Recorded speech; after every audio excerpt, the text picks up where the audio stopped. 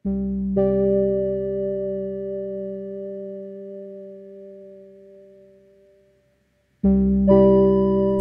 Taif jatuh, Abdul Aziz Al-Saud memutuskan masuk ke kota Makkah. Warga Makkah yang tersisa diliputi ketakutan. Mereka mendesak Syarif Hussein agar menyerahkan kekuasaan kepada putranya, Ali bin Hussein, untuk menghindari pertumpahan darah.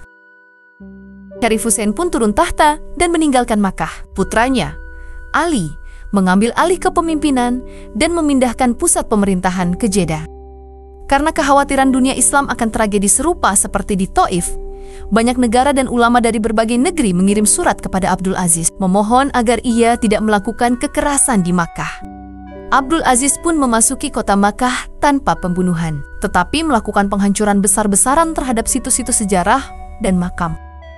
Ia menghancurkan kuburan para tabi'in dan sahabat, rumah-rumah bersejarah, serta makam-makam umat Islam, baik yang sesuai maupun tidak sesuai dengan syariat, dengan alasan bahwa semua itu dianggap syirik oleh pasukannya, khususnya kelompok Ikhwan yang fanatik pada akidah Wahabiyah. Setelah menguasai Makkah, Abdul Aziz bergerak menuju Jeddah, kota yang menjadi benteng terakhir Syarif Ali bin Hussein. Ia mengepung Jeddah selama 1 tahun penuh. Tidak ada makanan dan minuman yang diizinkan masuk ke kota, hingga penduduk Jeddah mengalami kelaparan parah yang akhirnya menyerah. Negara-negara Islam di seluruh dunia mengirim surat permohonan kepada Al-Saud, meminta agar ia membuka jalur bantuan. Sebagai tanggapan, Abdul Aziz menulis sebuah surat penting yang isinya antara lain, sesungguhnya penduduk Makkah lebih mengetahui seluk-beluk kotanya. Urusan 2 tanah haram, Makkah dan Madinah, harus diselesaikan melalui musyawarah kaum muslimin. Tidak boleh ada keputusan yang merugikan keduanya, kecuali yang disepakati umat dan sesuai syariat. Hijaz adalah milik penduduk Hijaz dalam hal pemerintahan dan milik umat Islam dalam hak-haknya. Kami akan mengadakan referendum menyeluruh untuk memilih pemimpin Hijaz di bawah pengawasan utusan dari seluruh dunia Islam. Demi Allah, aku tidak ingin menguasai Hijaz. Hijaz hanyalah amanah di tanganku sampai penduduknya memilih gubernur mereka sendiri. Surat itu ia akhiri dengan sumpah. Surat ini menjadi saksi bagiku dan atas diriku di hadapan Allah. Namun, 2 minggu setelah surat itu dibacakan, janji tersebut dibatalkan secara sepihak. Padahal, di dalamnya jelas tertulis bahwa urusan Makkah dan Madinah akan diatur oleh seluruh umat Islam, bukan hanya satu pihak. Sejak saat itu, dan bahkan hingga hari ini, Makkah dan Madinah berada di bawah satu kekuasaan tunggal, bukan lagi milik seluruh dunia Islam sebagaimana pada masa-masa sebelumnya. Setelah kemenangan di Hijaz dan Jeddah, Abdul Aziz Al-Saud akhirnya menguasai hampir seluruh Jazirah Arab. Ia kemudian menggelari dirinya dengan sebutan Malikul Hijaz wa Sultanun Najdi wa Mulhakotiha, Raja Hijaz dan Najd, serta wilayah-wilayah sekitarnya. Dari sinilah awal berdirinya kekuasaan yang kelak dikenal sebagai Kerajaan Arab Saudi. Pada musim haji berikutnya, seperti kebiasaan yang telah berlangsung selama ratusan tahun, kiswah Ka'bah dibuat di Mesir. Banyak orang mungkin tidak mengetahui bahwa sejak berabad-abad lamanya, kain penutup Ka'bah itu selalu diproduksi di Mesir, lalu dikirim ke Hijaz dengan upacara yang sangat megah dan meriah. Namun, pada musim haji tahun itu, atau tahun 1924 Masehi, ketika rombongan pembawa kiswah hendak memasuki wilayah Makkah, mereka dihentikan oleh pasukan Ikhwan. Dan terjadilah pembantaian. Puluhan anggota rombongan utusan Mesir syahid dibunuh oleh pasukan tersebut. Kejadian ini berlangsung di wilayah sekitar Taif dan Makkah. Ketika pasukan Ikhwan, pengikut setia Abdul Aziz bin Saud yang berpaham Puritan Wahabi, menolak masuknya rombongan kiswah yang dikirim oleh Mesir, yang saat itu masih di bawah kekuasaan nominal Khilafah Utsmani. Mereka menganggap kain kiswah itu membawa bid'ah dan syirik karena dihiasi tulisan dan hiasan emas.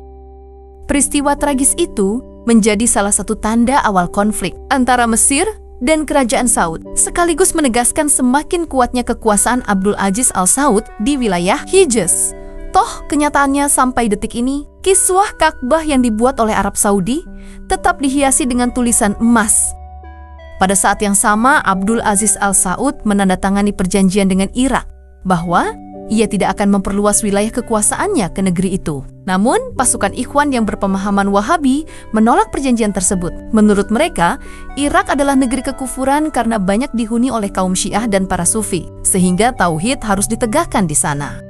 Akibat perbedaan pandangan itu, pasukan Ikhwan justru memberontak dan menyerang Raja Abdul Aziz Al Saud sendiri. Mereka menuduh sang raja telah menyimpang dari jalan yang benar karena bersedia menandatangani perjanjian damai dengan Irak. Hingga akhirnya, pada tahun 1929, Abdul Aziz Al Saud berhasil menghancurkan kekuatan militer pasukan Ikhwan dan memusnahkan gerakan bersenjata Wahabi di Jazirah Arab. Sejak saat itu, ajaran Wahabi hanya bergerak dalam bidang dakwah, tanpa lagi memiliki kekuatan militer. 2 tahun kemudian, pada tahun 1931, diadakan sebuah konferensi di kota Taif yang dihadiri oleh para perwakilan suku dari wilayah Najd dan Hijaz. Dalam pertemuan itu, mereka sepakat untuk mengubah nama negara menjadi Al-Mamlakah Al-Arabiyah As-Suudiyah atau Kerajaan Arab Saudi.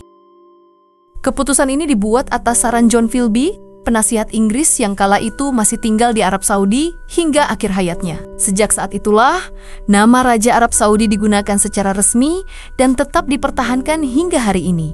Pelajaran yang dapat diambil adalah saat Abdul Aziz Al Saud dan Sharif Hussein saling berebut kekuasaan atas Makkah. Pada waktu yang sama, kaum Yahudi secara besar-besaran bermigrasi dari Eropa ke Palestina. Makkah diperebutkan antar kaum muslimin, sementara Palestina dibiarkan. Palestina hingga kini belum menemukan titik terang perdamaian dan kemerdekaan dan terus menjadi sorotan dunia. Di tengah genosida Israel dan sikap dunia yang setengah hati, terutama Amerika Serikat, sebagai sekutu Israel yang memiliki hak veto di PBB. 7 tahun setelah keputusan menjadi kerajaan Arab Saudi, peristiwa yang lebih besar mengguncang dasar kerajaan muda ini. Tahun 1938, di sebuah kawasan sunyi bernama Dammam, para teknisi Amerika yang bekerja untuk Standard Oil of California menemukan apa yang kelak disebut sebagai harta karun abad ke-20, minyak bumi, emas hitam yang menjadi bahan bakar revolusi industri muncul dari perut bumi Arab Saudi. Sejak saat itulah sejarah negeri ini tidak pernah lagi sama. Gurun yang dahulu hanya dikenal lewat kisah suku-suku Badui dan unta-unta karavan, kini menjadi pusat perhatian dunia. Negara-negara barat yang haus energi dan kekuatan industri mulai memandang kerajaan muda itu dengan cara berbeda. Minyak bukan sekadar sumber energi, ia adalah sumber kekuasaan, mata uang global, bahkan alat tawar yang mampu mengubah keseimbangan politik dunia. Raja Abdul Aziz bin Abdul Rahman Al Saud menyadari potensi strategis penemuan itu. Baginya, minyak bukan hanya anugerah kekayaan, tetapi juga kunci untuk memperkuat posisi kerajaan di antara bangsa-bangsa. Ia melihat dengan tajam bahwa dunia modern tengah bergerak menuju ketergantungan total pada energi fosil, dan siapapun yang menguasainya akan menguasai masa depan. Dari situlah dimulai hubungan panjang antara Riyadh dan Washington melalui serangkaian kontrak dan perjanjian konsesi. Abdul Aziz membuka pintu bagi perusahaan-perusahaan Amerika seperti Aramco, Arabian American Oil Company, untuk mengelola eksplorasi minyak di tanah Saudi. Kerjasama itu tidak sekadar urusan bisnis. Di baliknya ada diplomasi halus, strategi politik, dan perhitungan kekuasaan yang sangat matang. Amerika Serikat melihat Arab Saudi sebagai mitra penting di kawasan Timur Tengah, sumber energi yang dapat menjamin stabilitas industri mereka. Sebaliknya, Abdul Aziz melihat Amerika sebagai kekuatan modern yang bisa memberikan perlindungan militer, teknologi pengeboran, serta dukungan politik yang sangat dibutuhkan untuk menjaga kedaulatan kerajaan muda itu. Maka lahirlah simbiosis strategis, minyak untuk barat, perlindungan untuk kerajaan. Di tangan Raja Abdul Aziz, minyak berubah menjadi alat diplomasi paling ampuh abad ke-20. Ia menukar sumber daya alamnya dengan pengaruh, menjadikan Arab Saudi bukan sekadar kerajaan di padang pasir, melainkan poros energi dunia yang mulai diperhitungkan di setiap meja perundingan internasional.